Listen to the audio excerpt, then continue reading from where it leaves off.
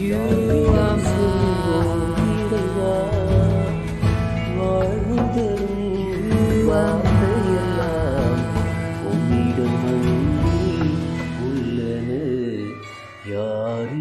செல்வோம் இறைவா? வாழ்வுதரும் வார்த்தையெல்லாம் உம்மிடமன்றி உள்ளன. யாரிடம் செல்வோம் இறைவா? அன்புமிக்க சகோதர சகோதரிகளே, 21ஆம் ஞாயிறு ஆண்டவர் இயேசு கிறிஸ்து அவர்களை பார்த்து, நீங்களும் என்னை விட்டு சென்றுவிட நினைக்கின்றீர்களா என்று கேட்கின்ற பொழுது ஆண்டவரிடம் பேதுரு சொல்லுகின்றார், ஆண்டவரே, நாங்கள் யாரிடம் செல்வோம்?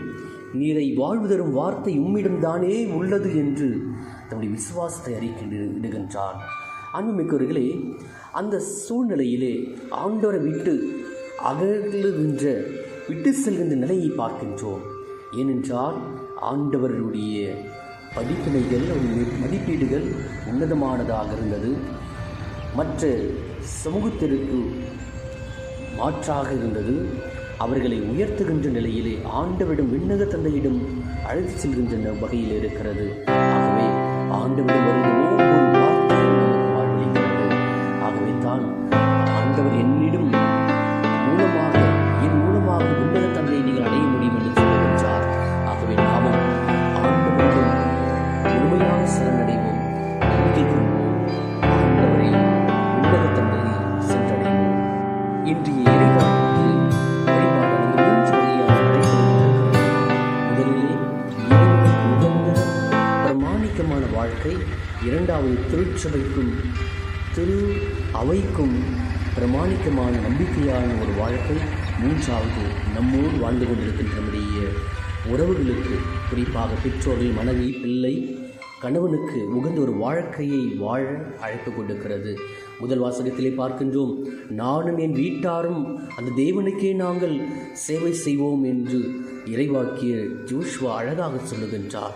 2ஆம் வாசகத்திலே புனித சின்னப்பர், இதோ இறைவனே, இயேசு கிறிஸ்துவே நம்முடைய திருச்சபையின் தலையாக இருக்கின்றார், நாம் அனைவரும் அவருடைய உறுப்பினராக இருக்கின்றோம், அவருடைய உறுப்புகளாக இருக்கின்றோம். ஆகவே தலையான இயேசுவை நாம் முதன்மையிட்டு நம்முடைய வாழ்க்கையிலே அவரை பின்பற்றுவோம். கடைசியாக ஆண்டவரிடம்தான் வாழ்வு இருக்கிறது.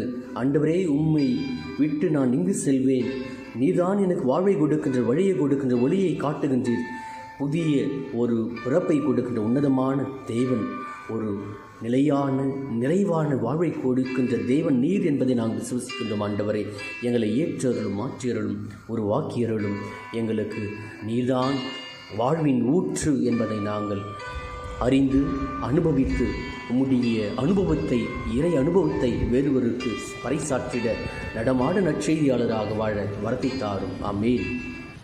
ಆತ್ಮೀಯ ಸಹೋದರ ಸಹೋದರಿಯರೇ, ಇವತ್ತು ಆರಾಧನೆ ನಿಧಿಯಿಂದ ದೇವರು ನಮಗೆ ಕಲಿಸಿಕೊಡುವ ಪಾಠ, ನಾವು ದೇವರು ಒಬ್ಬರಿಗೆ ನಾವು ಸೇವೆ ಮಾಡಬೇಕು.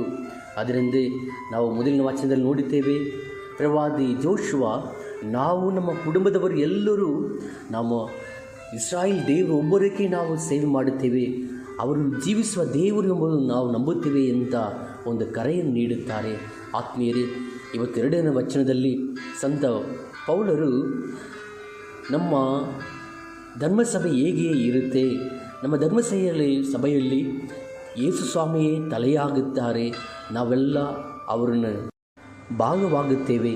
ಆದ್ದರಿಂದ ನಮ್ಮ ಧರ್ಮಸಭೆಯಲ್ಲಿ ಯೇಸು ಸ್ವಾಮಿ ಮುನ್ನಡೆಸುವ ದೇವರು, ಅವರು ಕಲಿಸಿಕೊಟ್ಟಿರುವ ಎಲ್ಲ ಆಜ್ಞೆಗಳನ್ನು, ಮೌಲ್ಯಗಳನ್ನು, ದಾರಿ ತೋರಿಸುವ ಆ ದಾರಿಯನ್ನು ನಾವು ಜೀವಿಸುವಕ್ಕೆ ದೇವರು ನಮಗೆ ಹೊಸ ಕರೆ ನೀಡುತ್ತಾರೆ.